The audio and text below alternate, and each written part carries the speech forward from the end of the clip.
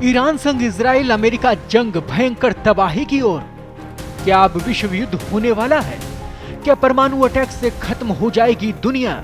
ऐसा हुआ तो सालों तक बर्फ तले दब जाएगी पूरी दुनिया। परमाणु अटैक के बाद धरती पर बचेंगे सिर्फ 2 देश। जाने ताजा रिसर्च पर सबसे बड़ी अपडेट।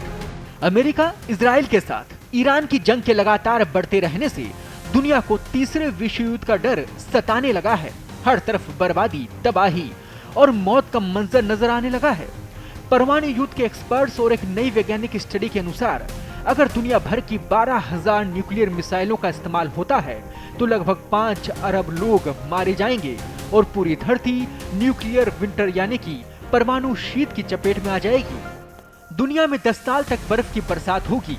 एक अनुमान के अनुसार दुनिया में अगर परमाणु जंग हो गई तो केवल 2 ऐसे देश हैं जो बचे रहेंगे, लेकिन वहां भी जीवन आसान कतई नहीं होगा।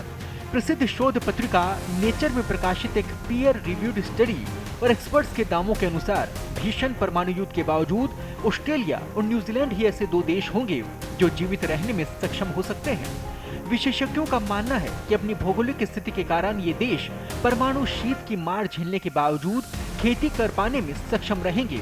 न्यूक्लियर वॉर सिनेरियो की लेखिका और आर्मगेडन विशेषज्ञ एनी जैकबसन ने चेतावनी दी है कि परमाणु विस्फोटों से निकलने वाले आग के गोले 100 मिलियन डिग्री सेल्सियस तक गर्म हो सकते हैं। The diary of a CEO podcast पर बात करते हुए उन्होंने कहा कि शुरुआती धमाकों में करोड़ों की संख्या में लोग मारे जाएंगे, लेकिन असली तबाही तो उसके बाद ही आएगी। आयोवा और यूक्रेन जैसे कृषि प्रधान इलाके 10 साल तक बर्फ से ढके रहेंगे। जब खेती पूरी तरह से विफल हो जाएगी तो लोग भूख से मरेंगे। जैकबसन के अनुसार ओजोन परत को होने वाले नुकसान और रेडिएशन के कारण स्थिति और भयावह होगी। ऑस्ट्रेलिया और न्यूजीलैंड में लोग जीवित तो रहेंगे, लेकिन उन्हें अंधेरे में रहना होगा, भोजन के लिए संघर्ष करना होगा, रेडिएशन से बचने के लिए अंडरग्राउंड ही शरण लेनी होगी। हालांकि शेष दुनिया से दूरी और समुद्र का प्रभाव तापमान में भयंकर गिरावट से कुछ हद तक बचने में कामयाबी मिलेगी।